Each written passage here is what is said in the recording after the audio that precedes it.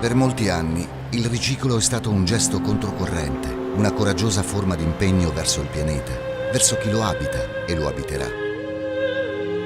E fino a non molto tempo fa, chi guardava all'economia circolare in alternativa a quella lineare, ovvero ad un mondo dove futuro e presente sono sempre più legati, era considerato un sognatore dai nobili ideali, null'altro.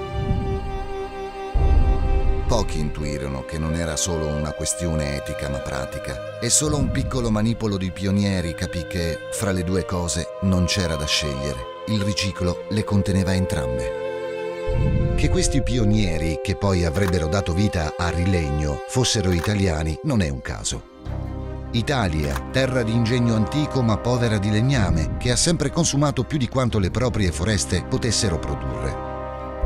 Gli antichi romani chiamavano lignum la legna da ardere e materia quella da lavorare. E chi allora meglio di noi poteva comprendere che il legno è stato e sarà il bene fondante di ogni civiltà?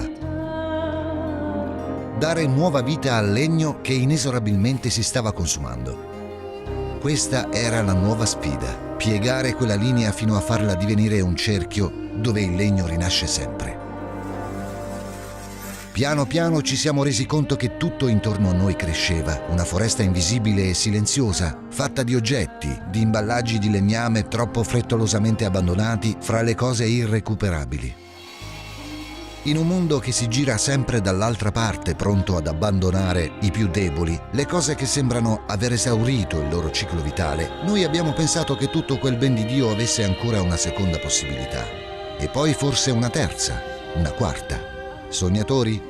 Forse, ma anche uomini d'affari, perché quel materiale di scarto, elevato dal gradino più basso sempre più in alto, è diventato la pietra angolare di ogni oggetto di design che la nostra industria produce e vende in tutto il mondo.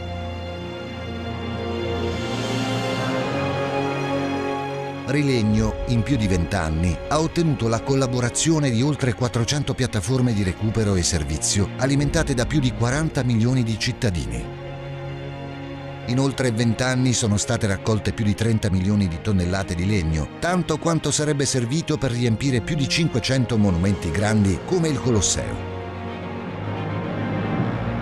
Tutto questo dando all'industria del pannello uno straordinario strumento competitivo in termini di costi e di approvvigionamento.